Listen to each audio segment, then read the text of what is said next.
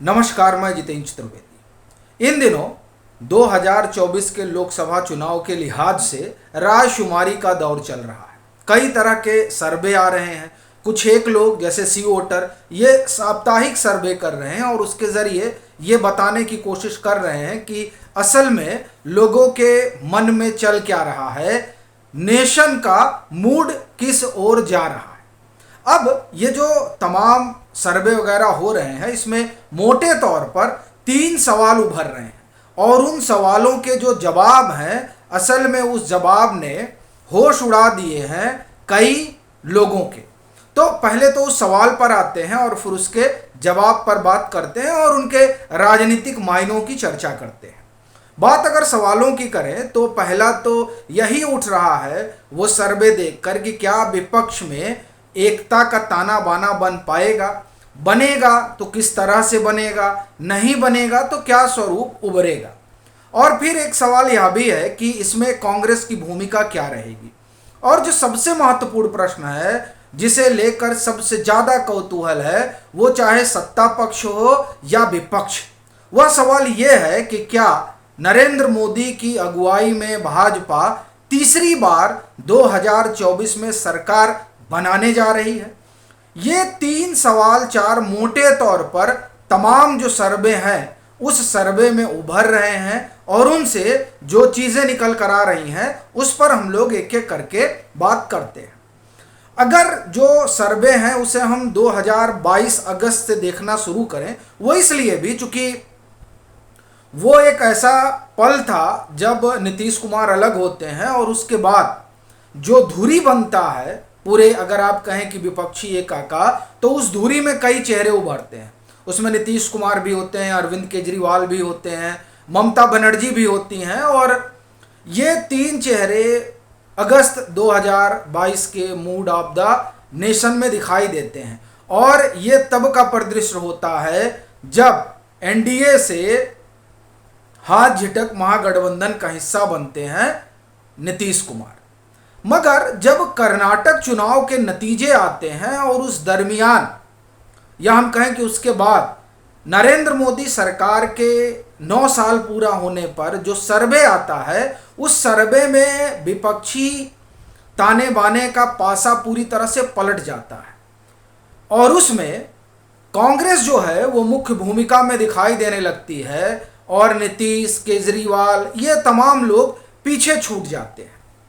अच्छा, उसकी एक बड़ी वजह कर्नाटक में जो समीकरण साधा कांग्रेस ने, उस समीकरण ने तमाम उन लोगों को पीछे छोड़ दिया जो उसी समीकरण पर और कांग्रेस की जमीन पर पनपे हैं या पनपते रहे हैं। वो समीकरण था वहाँ दलित, पिछड़ा और मुस्लिम, ये 3 कॉम्बिनेशन वहाँ चला। अब आप देखिए उसी कॉम्बिनेशन की बात जो है वो अखिलेश यादव भी कर रहे हैं। और अब स्थिति यह है कि जो समाजवादी पार्टी ये कह रही थी कि नहीं हम किसी के साथ नहीं जाने वाले और अपनी शर्तों पर बात होगी, तमाम तरह की चीज़ें, वो अब कह रहे हैं कि हमने तो 2017 में कांग्रेस के साथ गठबंधन किया ही था और 2019 में हमने बसपा के साथ गठबंधन किया, तो हम हर तरह के उस दल का स्वागत करते हैं जो बड़े मन और बड़े दिल से गठजोड़ करने को तैयार है। सीधी बात है कि कर्नाटक से जो ट्रेंड निकला है वो ट्रेंड अगर हम विपक्ष के नज़रिए से देखें तो उसमें कांग्रेस की भूमिका को बड़ा मजबूत करता है।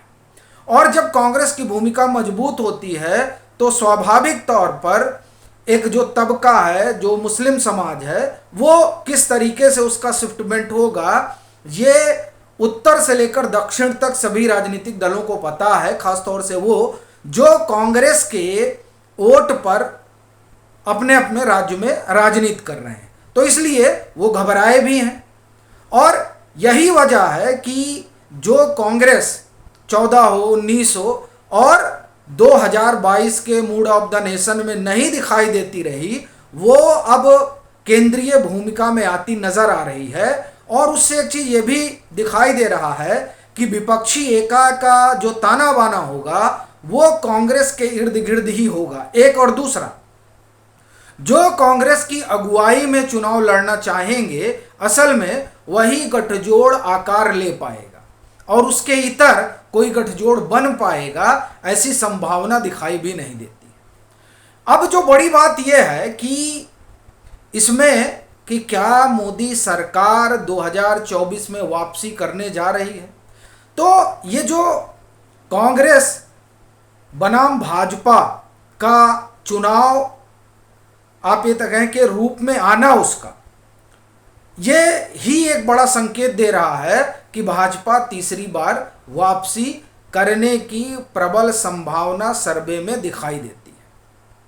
क्योंकि जब चुनाव कांग्रेस बनाम भाजपा होगा तो भाजपा के लिए कई चीजें सहज हो जाती हैं। एक दूसरा, अगर हम सर्वे की बात करें तो सर्वे में आप देखिए, चाहे 22 का सर्वे रहा हो, चाहे मूड ऑफ द नेशन, चाहे जनवरी 23 का मूड ऑफ द नेशन रहा हो, और चाहे CSDS का सर्वे रहा हो, या फिर सी वोटर का सर्वे रहा हो, और ये CSDS और सी वोटर का जो सर्वे है वो सर्वे असल में इस संदर्भ में है कि 9 साल के सरकार के कामकाज को किस तरीके से देखा जा रहा है।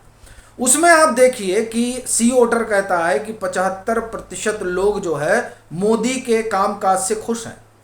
अब आप देखिए कि बड़ी चीज ये है कि ये 75% बता रहे हैं, और जब आप CSDS का सर्वे देखेंगे तो वो सर्वे ये पूछता है कि आप मोदी को क्यों पसंद करते हैं, तो आप देखेंगे कि 31% लोग हैं वो इसलिए मोदी को पसंद करते हैं क्योंकि वो विकास और नीतियों के कार्यान्वयन में बड़ी आप ये कहें कि संजीदगी से काम करते हैं। वैसे तो जब उनके पसंद करने में 25% लोग मानते हैं कि अच्छे वक्ता हैं, 20% लोग विकास को देख रहे हैं, 13% लोग कहते हैं कि बड़े मेहनती हैं, 13% लोग कह रहे हैं कि वो करिश्माई हैं, और 11% लोग कह रहे हैं कि नीतियों को लेकर वो बड़े सजग रहते हैं। यानी विकास और नीतियों को माने तो 31% लोग जो है वो उनके काम करने के तरीके से प्रभावित है, और उसमें अगर आप मेहनत भी जोड़ दें तो फिर कहने क्या, बाकी तो उनका अपना निजी गुण है। तो इस तरीके से आप देखिए कि नरेंद्र मोदी को लेकर किस तरह मूड का, नेशन का मूड है, जनता क्या सोचती है। चेहरे के रूप में जब आप इसको देखते हैं तो जो CSDS का सर्वे है उसमें उनकी लोकप्रियता 39% लोग जो हैं वो उनको PM फेस के रूप में देखना चाहते हैं। आप देखिए मूड ऑफ द नेशन में भी यही रहा, चाहे वो 22 का रहा हो और चाहे वो 23 का रहा हो जनवरी, और चाहे 2022 अगस्त का रहा हो। इसी तरीके से आप एक चीज और देखेंगे कि छवि के लिहाज से अगर देखा जाए तो 53% लोग मानते हैं कि तमाम आरोपों के बाद भी भ्रष्टाचार का आरोप नरेंद्र मोदी की सरकार पर नहीं है। और आपको ये जानकर ताज्जुब होगा कि इस तरह की धारणा जो है वो 55% जो है लोग गांव के हैं जो ऐसा मानते हैं, और 50% लोग शहरों के हैं जो ऐसा मानते हैं। इसका मतलब ये हुआ कि गांव में भी भाजपा की बहुत पकड़ बढ़ती जा रही है नरेंद्र मोदी के कारण। अब ये महज शहरों तक सिमट के नहीं रह गई है, ये अपने आप में बड़ी चीज है। फिर आप देखिए सरकार के कामकाज से, मोदी के कामकाज से 73% और सरकार के कामकाज से 70% लोग खुश दिखाई देते हैं। फिर आप देखें कि भाजपा, ये जो तमाम हमने आपको पैरामीटर बताए उस पैरामीटर में वही सबसे आगे दिखाई देती है और कोई ठहरता नहीं। हाँ, ईडी और सीबीआई को लेकर एक बात हुई थी, तो ईडी और सीबीआई वाले मसले में 37% लोगों का मानना है कि ये कानून सम्मत कार्रवाई हो रही है जो ईडी और सीबीआई कर रही है। अब आप देखें कि ये जो तमाम सर्वे हैं वो सर्वे एक चीज साफ कर रहे हैं कि नरेंद्र मोदी के 9 साल के कामकाज को लेकर जनता में किसी तरीके का ऐसा कोई क्षोभ नहीं है जो ये बता रहा हो कि नहीं हमको सरकार को उलट पलट देना है।